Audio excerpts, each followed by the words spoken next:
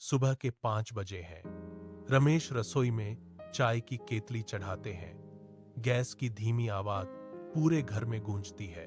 सुमन ration की थैली खोलकर हिसाब लगाती है। उनके हाथों की लकीरों में सालों की मेहनत साफ दिखती है। आरव कमरे में गेम खेल रहा है, जिसकी नीली रोशनी अंधेरे में चमक रही है। रमेश कहते हैं, आरव, नाश्ता तैयार है, बाहर आ जाओ। आरव बिना सिर उठाए जवाब देता है, अभी बिजी हूं, बाद में खा लूंगा। दोपहर में सुमन पूछती है, आज स्कूल में क्या हुआ? रिया फोन देखते हुए कहती है, बस ठीक था। आप लोग बोरिंग बातें क्यों करते हो? रात के 10 बज रहे हैं।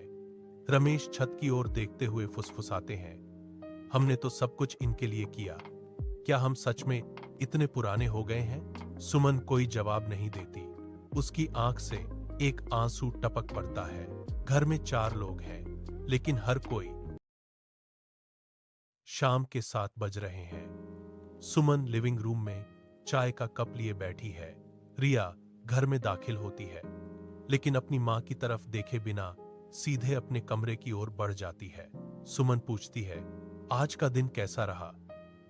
रिया कुंडी घुमाते हुए बस इतना कहती है, ठीक था।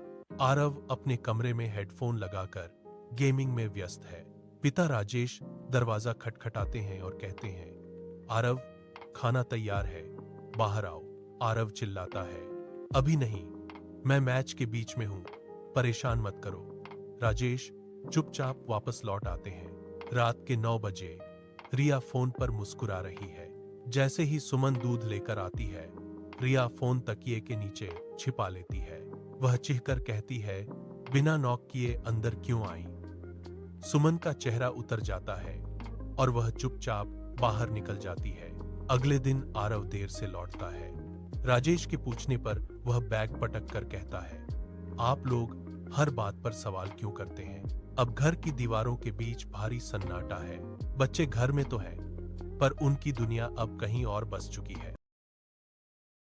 आरव ने नई नौकरी शुरू की। 3 महीने तक वह सुबह 7 से रात 8 बजे तक फाइलों और ऑफिस की राजनीति में जूझता रहा। मां सुमन और पिता रमेश को लगा कि अब तंगी के दिन खत्म हो गए हैं। एक शाम रमेश ने बिजली बिल के लिए टोका तो आरव का धैर्य टूट गया। उसने मेज पर पानी की बोतल पटकते हुए चिल्लाकर कहा, आपने हमारे लिए किया ही क्या है? रमेश के हाथ कांपने लगे।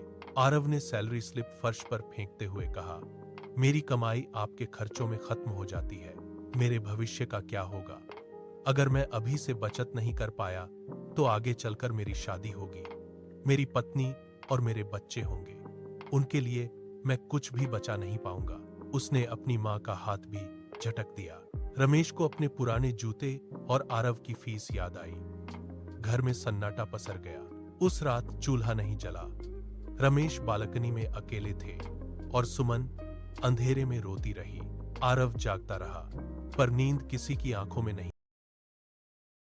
मोहिनी ने डाइनिंग टेबल पर अपना लैपटॉप बंद किया और आरव की ओर एक एक्सेल शीट घुमा दी। उसने नीली स्याही वाले पेन से खर्चों की सूची पर घेरा बनाया और जोर देते हुए बोली कि अगर भविष्य सुरक्षित करना है तो हर पैसे का हिसाब रखना होगा। आरव बस आंकड़ों को घूरता रहा। मोहिनी ने आरव के करीब आकर धीरे से कहा कि अगर माता पिता पुराने घर चले जाएं तो बचत बढ़ जाएगी। अगले दिन उसने अलमारी से चाबियां निकाली और आरव के हाथ में थमा दी। आरव ने पिता के कमरे का दरवाजा खटखटाया और पिता ने बिना कुछ कहे बस अपना सिर झुका लिया। शाम को आखिरी सूटकेस कार में रखा गया। आरव ने घर की लाइटें बंद की और मोहिनी ने मुख्य दरवाजा लॉक करके चाबी जेब में डाल ली। रास्ते में आरव ने एक बार भी पीछे मुड़कर नहीं देखा। कुछ महीने बीत गए। उसे पता चला कि वह गर्भवती है। उसने फोन करके आरव को खुशखबरी दी। अस्पताल के कमरे में नन्हे शिशु की किलकारी गूंजी। आरव की मां ने मोहिनी का हाथ थामकर कहा, देखो, यह बिल्कुल अपने पिता आरव पर गया है। बड़ा होकर यह भी सबको उतना ही प्यार देगा। यह सुनते ही मोहिनी की मुस्कान खो गई। उसे याद आया कि कैसे उसने आरव के साथ मिलकर बुजुर्ग माता पिता को उस जर्जर घर में भेज दिया था। उसे डर लगा, क्या मेरा बेटा भी मेरे साथ यही करेगा। आंखों में आंसू लिए मोहिनी नीचे बैठ गई और मुंह घुमाकर अपने ससुर से कहा, हम आपको मुंह दिखाने लायक नहीं है, हमें माफ कर दीजिए। पीछे से आए अरव को भी अपनी गलती का एहसास हुआ और उसका सिर शर्म से झुक गया। अरव ने हाथ जोड़कर माफी मांगी, हमें माफ कर दीजिए, चलिए हमारे साथ वापस घर। माता पिता ने उन्हें गले लगा लिया। उस दिन घर में फिर से खुशियां और रौनक लौट आई। Please do like, share and subscribe and comment what type of story you like to see. Thanks for watching.